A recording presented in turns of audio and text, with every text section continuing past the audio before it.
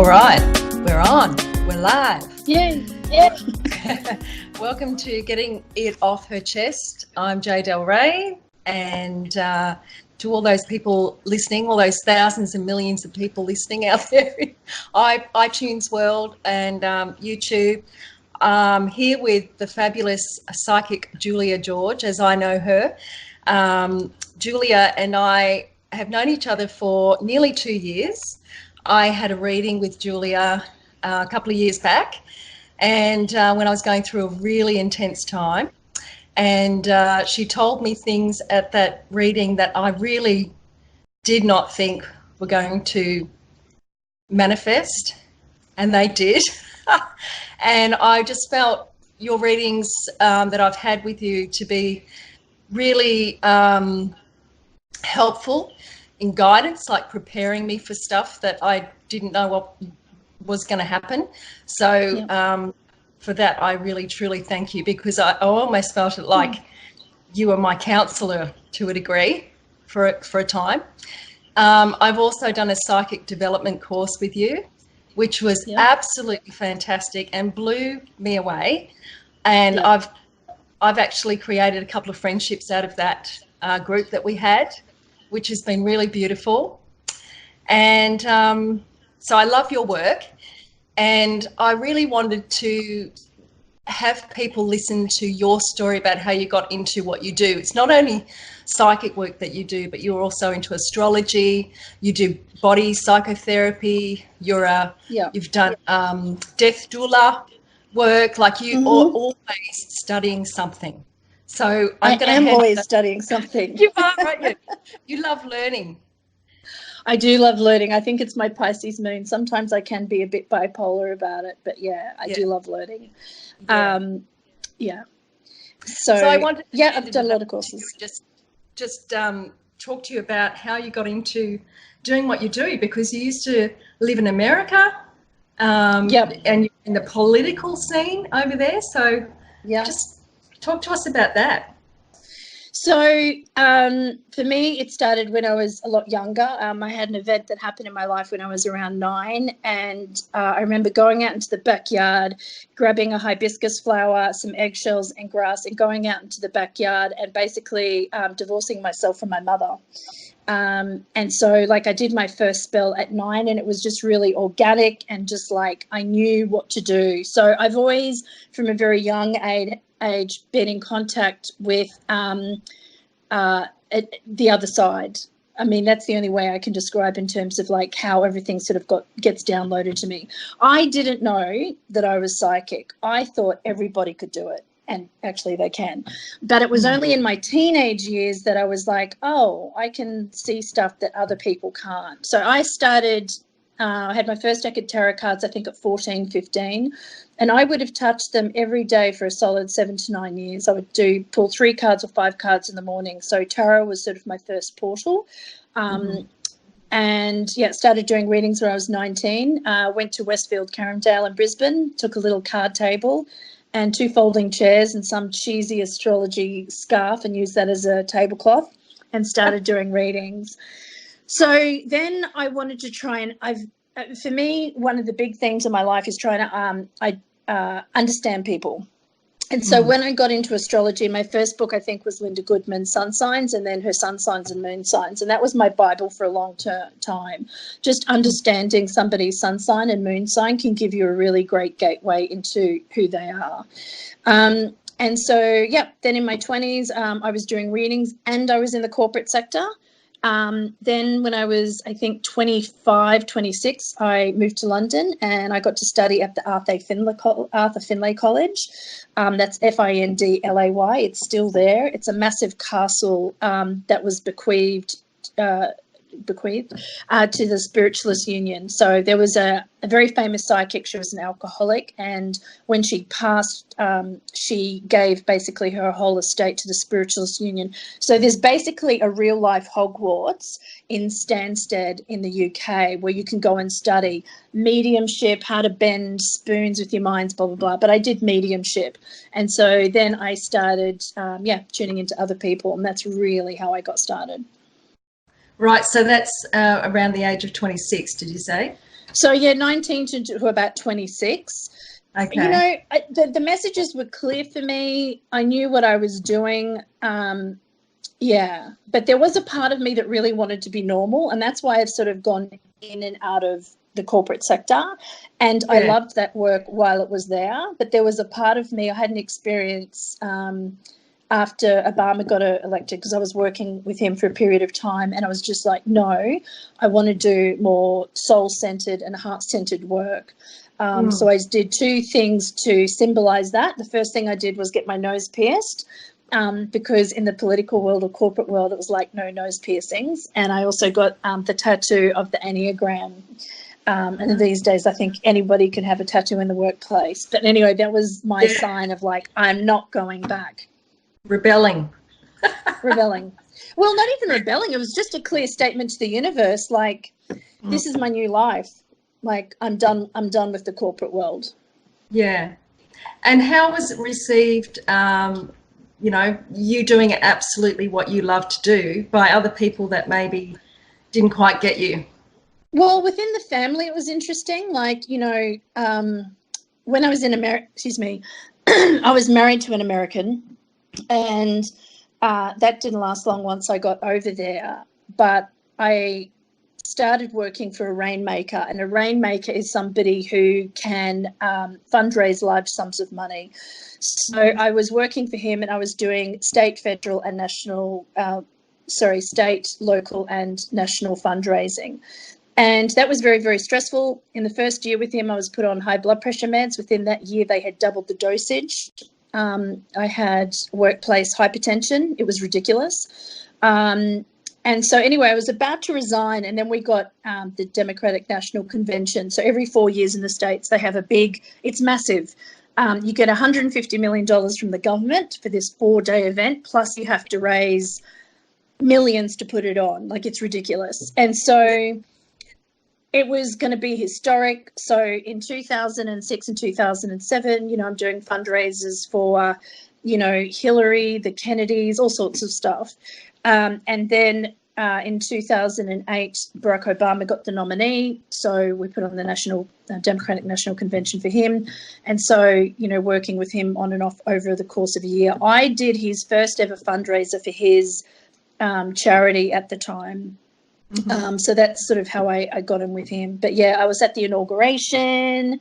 It was crazy cool. So my family would always talk about that stuff, like, oh, Julia's doing this and Julia's doing that. But then when I went out, like, it wasn't, to the people who know me, they were like, oh, thank God.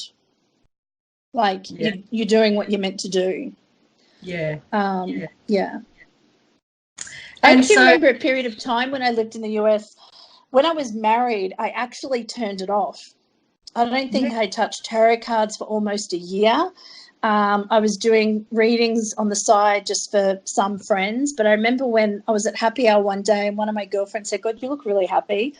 And one of my other friends said, oh, my God, are you finally leaving him, my ex-husband? I said, yeah. And they went, thank Christ, get your cards out. And so I think after those two events, it was really like, I know what my purpose is. So, yeah.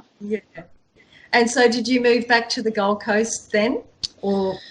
When I came home from the States, I was in Sydney for a little while, and I thought because I'd been in big city, big energy, like I had to move to Sydney.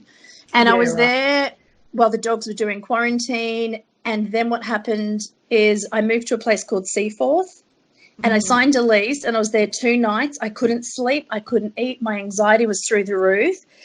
And I was just like, I've got to get out of here. So the poor dogs, I packed them up again, chucked them in my car, and drove to, Gold Coast. And I've been here ever since. Right.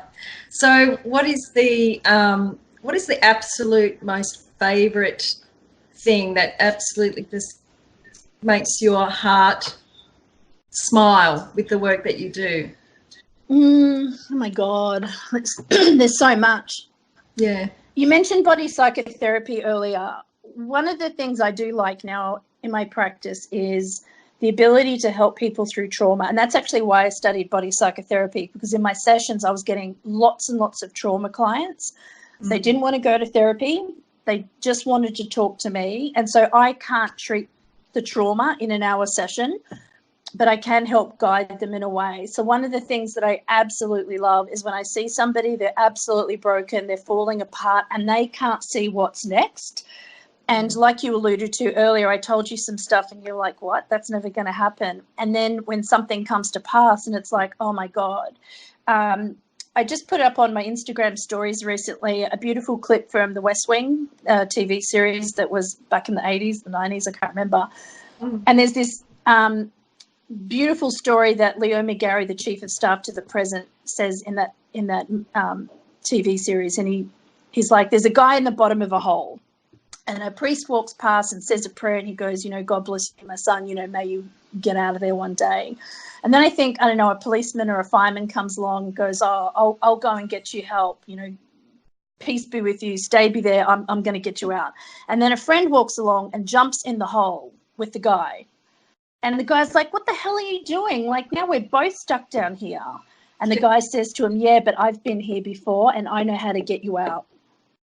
And that's what I love doing for my clients. When they're at rock bottom, I know energetically how to try and either help them out or show them the next step. And then, like, the next time I see them, they might have one foot up and they're like, now what?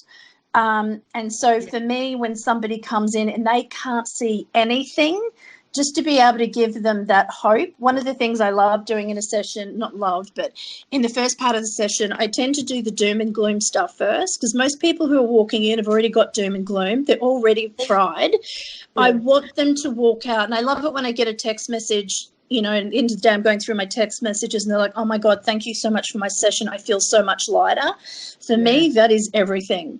I like the text messages when people like, oh, you said this, and this would happen, and it has. That's nice. But I think I have to take the good, with the bad as well. Like someone's like, oh, you said I was going to meet a guy in May. Why am I still single and it's December?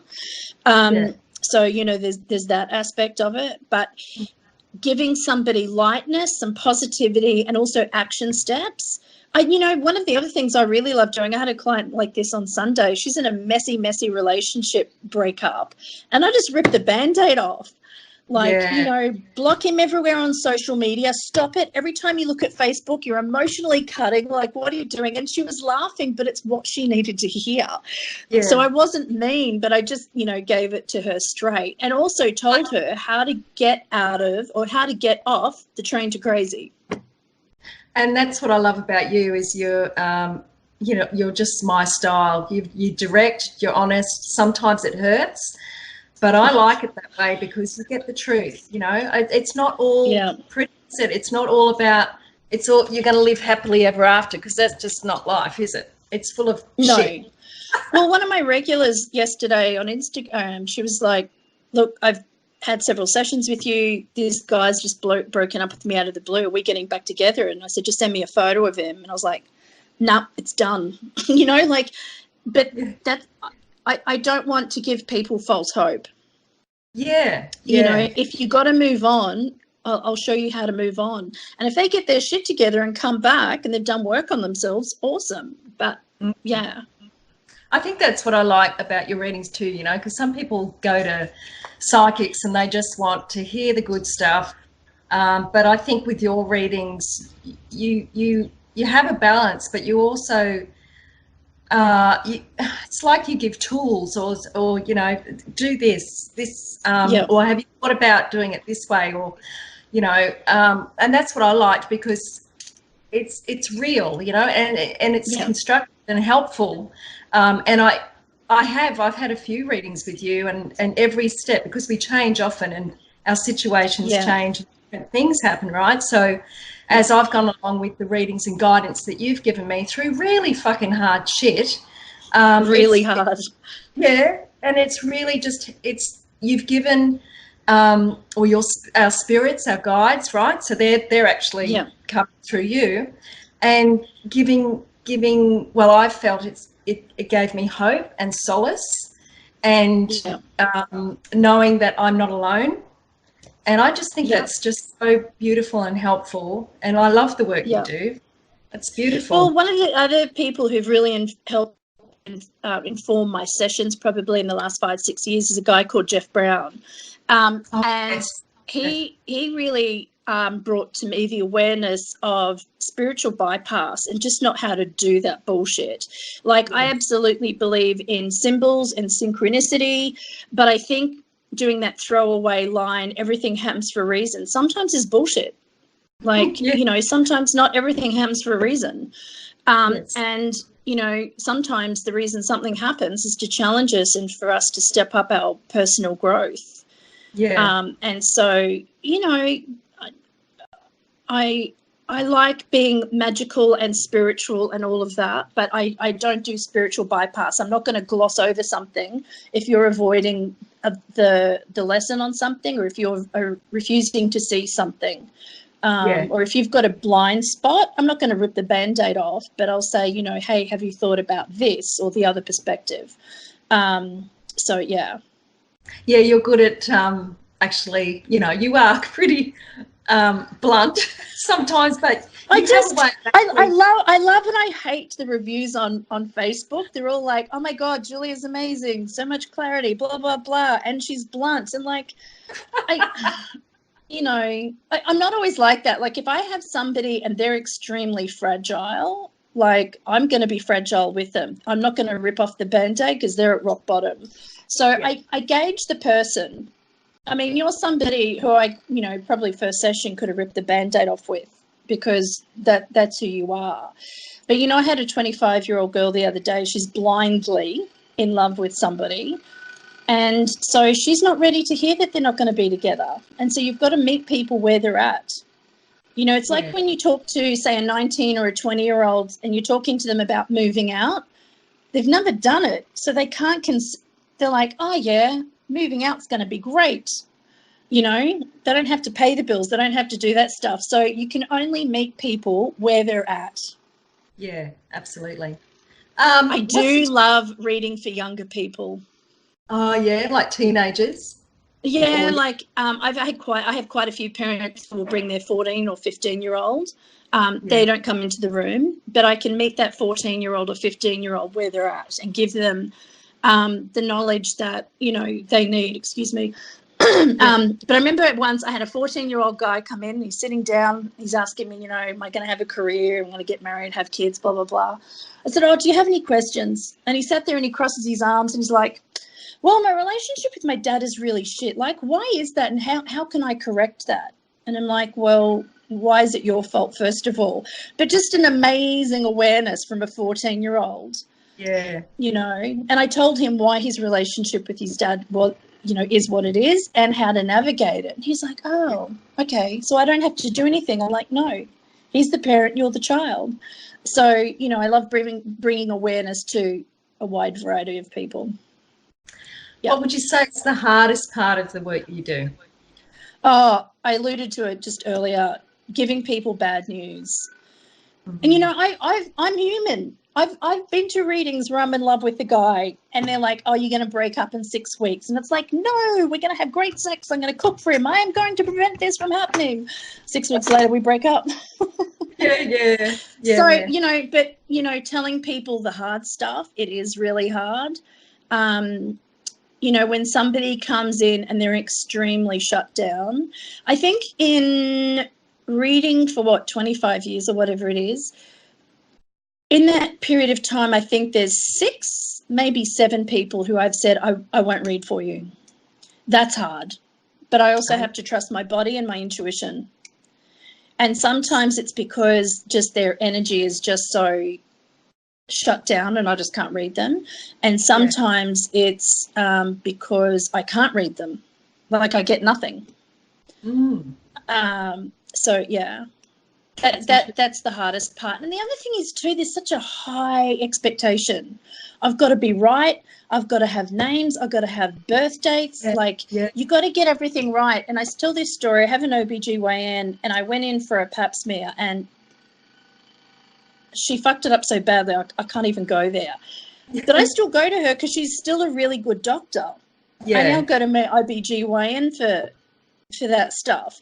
But there's a very, very high expectation. And I will have people come to me and they will have listened to their last reading because they can record it. And they'll go, well, you said this was going to happen and this was going to happen and this all did, but this and this didn't.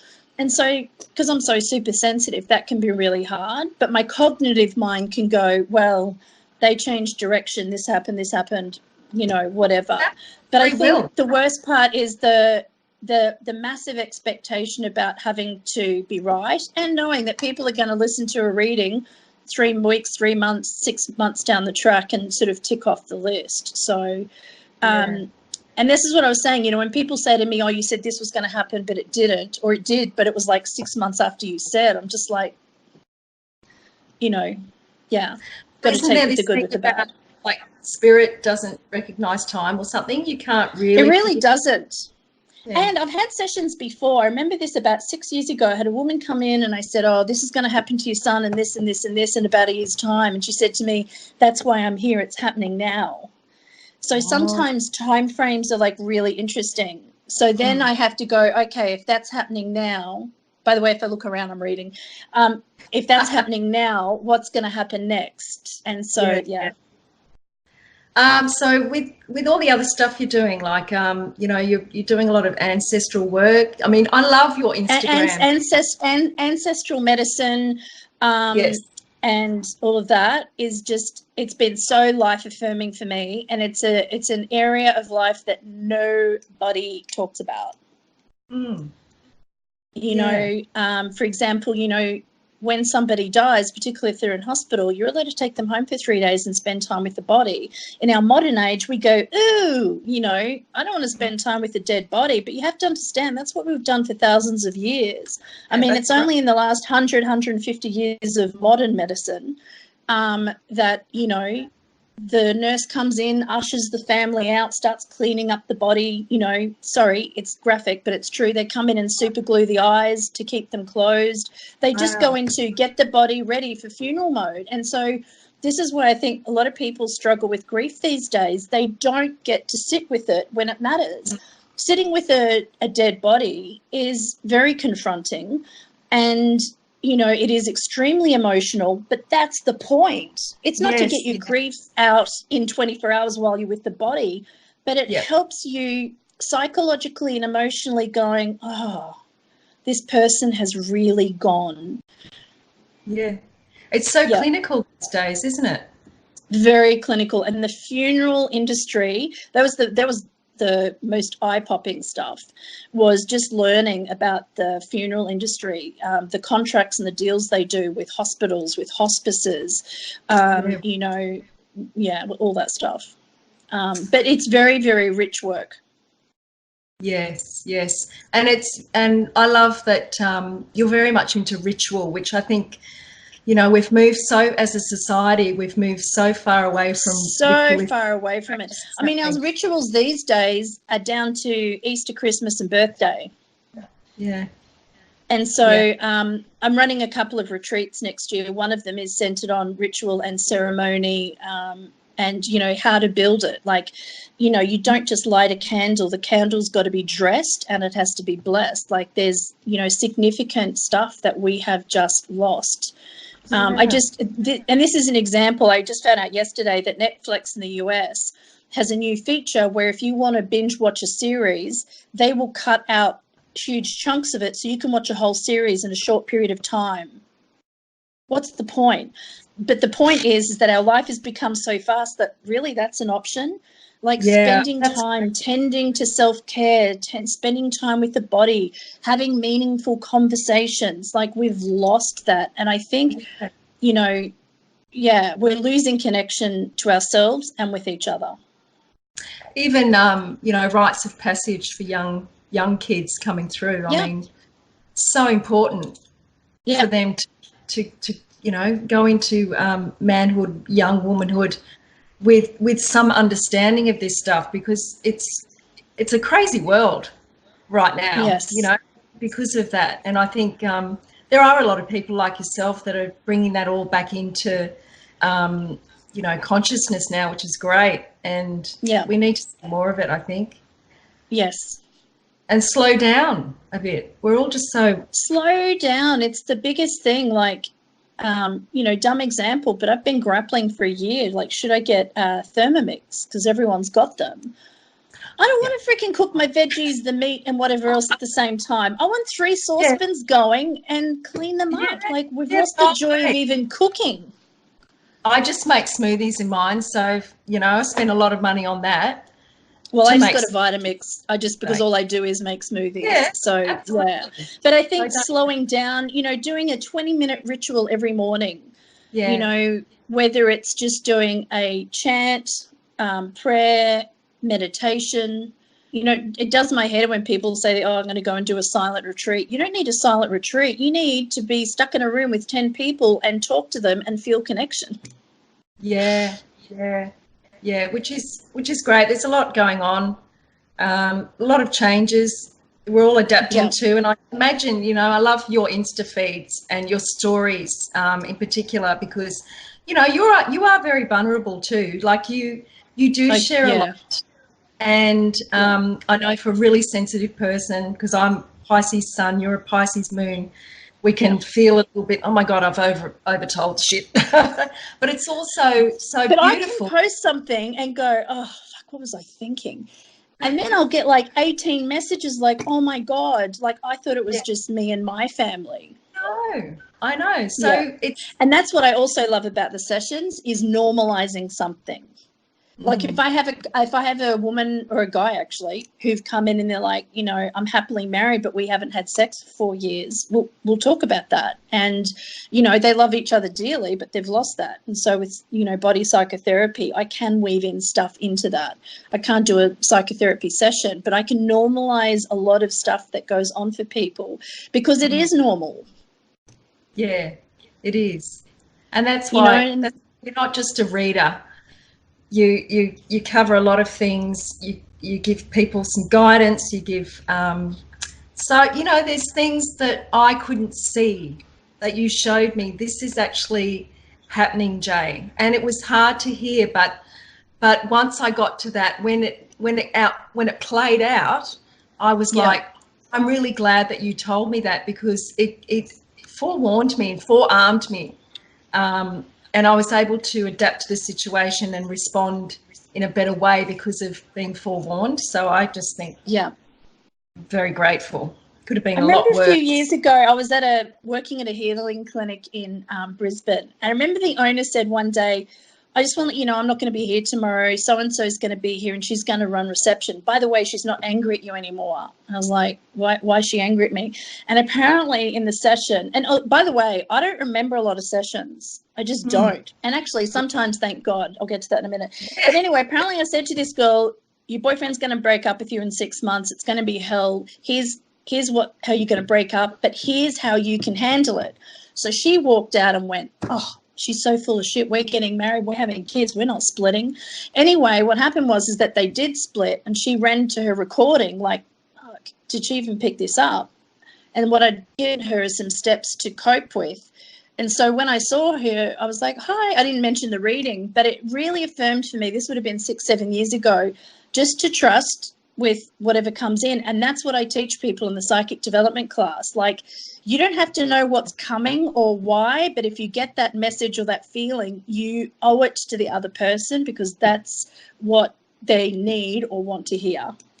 Yeah, I was blown away by that course that you offered. And I love teaching that course. I know you do, I can tell. And it's such a, for somebody who's a student of it, you know, and I didn't think I had any abilities whatsoever. And then when you actually give us, you know, a chance to actually tap into it, it's just so surprising. It's so surprising and so wonderful too. I was like, really? Because I think most people think it's a clear picture. It's a big, loud voice. Like that's not how intuition operates. It can be subtle and it can be symbolism and images and, you know, all of that type of stuff. Yeah. We're up. 30 minutes is gone. It just flies. It just goes like that. Fly. But I want to thank you for saying yes to talk to me, my love. I know you're a busy woman and I do appreciate it. And thank you for inviting me. That's okay. I'll leave links and everything for people who want to connect with Julia. She's beautiful, she's honest, she's real, and she's just a very heart-centered human. And I really love you dearly and appreciate that I've Love got you in too, my Jay. Thanks, honey. Thanks very much. Lovely. Have a wonderful Thank day. you. Thank you. Same to